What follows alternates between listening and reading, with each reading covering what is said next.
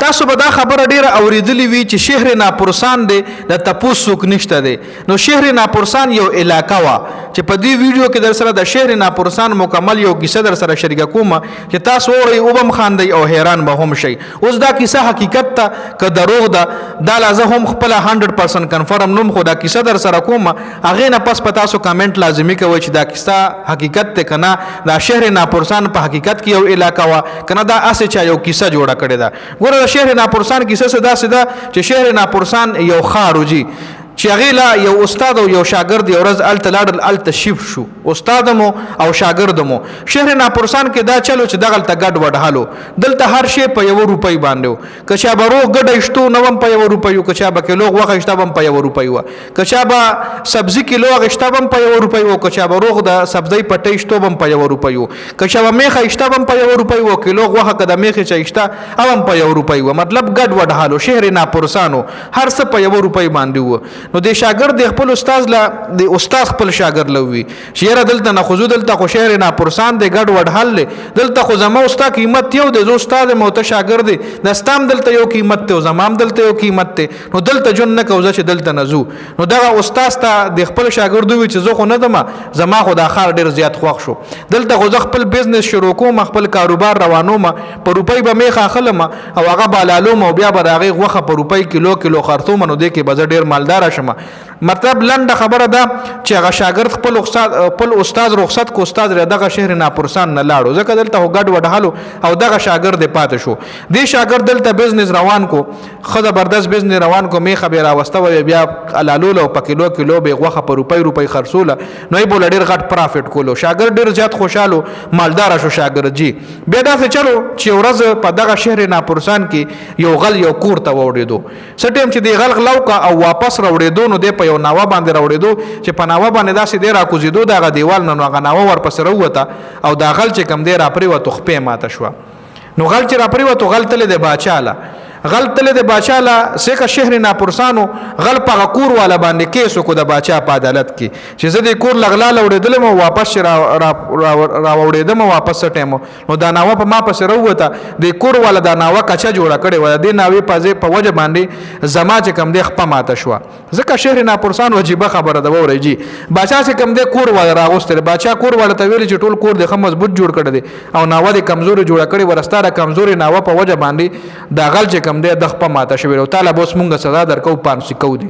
غل ولا هغه د کور مالک ولا وی چې دی کې زما څه قصور دی، ما خو ګلکار راوسته، ګلکار جوړ کړی، نور کور مضبوط جوړ کړی، ناوې کچه جوړه کړې وه، د دې خو زه نیم ذمہوار. باچا ولا وی صحیح د ګلکار به راونیسو، ګلکار رانی ولې دی جي. ګلکار نه تاسو کړی چې الله کټول کور دی صحیح جوړ کړی دی، د ستا د کچی ناوې په وجه باندې د دې غل چې کم دی خپه ماته شوی ده او اوس په مونږ تعالی سزا درکو. ګلکار ولوي ګوره باچا سلامت، ما چې څه ټایم دا کور جوړلو څه ټایم چې دا ناوه جوړوله نو دې ناوې نه مخامخ دغه کوڅه ښکارېده. دې کوڅه کې ما څه ټایم چې ما ناوه جوړلو دغلته ما یو ښایسته ښځه ولیده چې د کور نه راوتلې وه، د کور په دروازه کې ولاړه وه، ما چې هغه ولیده بس زه په ځان نیم فشوی کېدی شي دلته ما مساله سمه نه استعمال کړي، زما هغه ټایم کې زه ډسټریکټ شوم او کېدی شي د هغې په وجه باندې ما دا ناوه سمه نه جوړه کړي. باچا تللی د هغه ښځې رانیولې ده جي. باچا ښځې له وایي ته ولې راوتې کوڅې له، ستا په وجه باندې ګلکار ناوه غلطه جوړه کا، د ناوې په وجه باندې د غل خپه ماته شوې ده، اوس په تا له موږ سزا درکو. ښځې ولوي دی کې زما څه قصور خو نشته، زه خو اله دروازې له راووتم چې بهر ماشومانو چغې والي، بهر ماشومانو چغې والي چې اله لنډې سړی روان دی، اله لنډې سړی روان دی. نو امام وی چې راشه دا لنډې سړی وګوره دا څوک دی، نو زه خو دغه لنډې سړي کتلو دپاره بهر راوتلی وم. باچا ولوي چې صحیح ده لنډې سړی به راونیسو، لنډې سړی پسې ګرځېدلی دي، باچا خپل سپایان لیږلي دي، لنډې سړی راویسته، هغه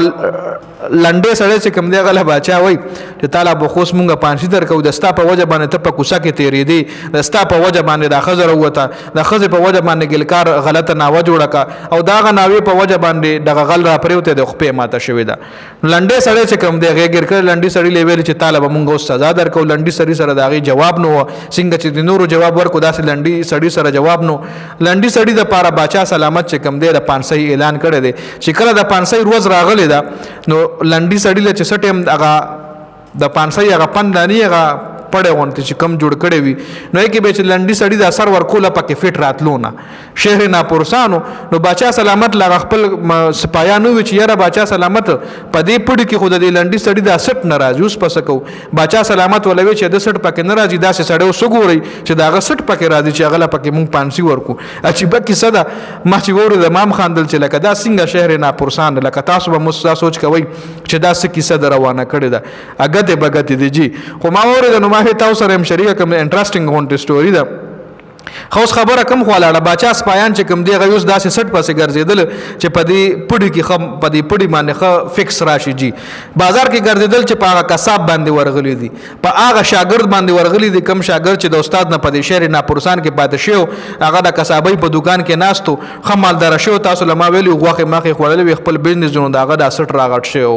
چې سټې مې ولا پړې په قتل دي نو بچا خپل غسپایان چې کوم غي بچا لویل چې بچا سلامت قسمو پیدا کو او داغه سټ پیلخه مضبوط راځي نو بچا سلامت دغه کساب رانیول دي او هغه پانسی کړي دي شهر ناپرسانو هغه غریب لا پتم نشته دي اوس ګور غل چرته را پروته دي غل کمزه نغلا کولا را پروته شرط دي ناوی لګل کار لا خبر لاړه ګل کار نه خزل لا خزنه لنډی ته لاړه د لنډی په مړی کې پړې نه فټ کېدو پړې دغه هغه سړی په مړی کې فټ شو کم چې د خار ته راغلی او خپل استاد ولوي چې راځه لکه دلته د موستا قیمت یو دی او دا چې دلته نخپیو باسو خو هغه لا نړو جی هغه لا نړو نو هغه گیر شو اوس هغه په هغه خار کې پانسو شو چې کم خار نوم شهر ناپرسانو او کم خار لدغه شاګرد او استاد راغلی او استاد تیوته او شاګرد پکې پاتې شو نو دا شهر ناپرسان دا یو کیسه اوس ما اوریدا نو ما هم یو کانټنټ کریټر نه اوریدا نو ما ویرا شي تاسو سره هم شریک کم چایا د کی حقیقت شته کنه دا اسه چاګته بغته ویلې دي کمنټ لازمي وکړئ